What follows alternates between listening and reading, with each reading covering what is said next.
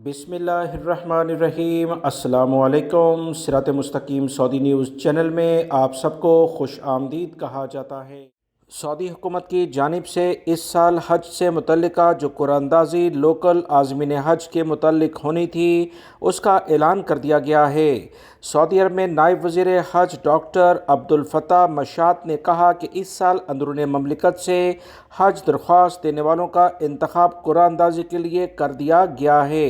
इस बारे में जो ताज़ा तरीन इतलात आई हैं कि 3 लाख के करीब एप्लीकेशन रिसीव हुई, जिसमें 2,17,000 एप्लीकेशन शराइत के मुताबिक निकली। सऊदी वज़ारत हज उम्रा की जानिब से कहा गया कि कुरानंदाज़ी ऑनलाइन की गई है। मुंतखब अफराद को जल्द SMS मिलना शुरू हो जाएंगे, बल्कि मिलने शुरू हो चुके हैं। सऊदी वज़ारत हज उम्रा ने कहा कि ई-गेट या एतमरना ऐप्स के ज़रिए हज की बाकी कार्रवाई मुकम्मल करके हज से मुतल्लिका जो रकम है, पैकेज की रकम, वो वसूल की जाएगी।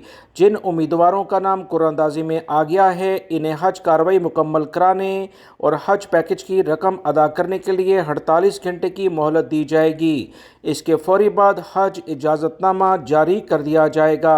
लिहाजा बहुत सारे भाई इस बारे में सवालात कर रहे थे, तो बाकायदा कुरानंदाज़ी हो चुकी है। SMS लोगों को मिलने शुरू हो चुके हैं। जिन बहन भाइयों को भी हज के बारे में SMS मौसूल हो और फाइनलाइज आपका हज हो जाए, तो मेरी जानिब से भी आप तमाम हजरात को बहुत बहुत मुबारक हो, और मुझे भी अपनी दुआओं में मुकद्दस मुकामात पर यकीनी तौर पर याद रखिएगा। वीडियो लाइक करके शेयर कीजिएगा। अस्सलाम वालेकुम।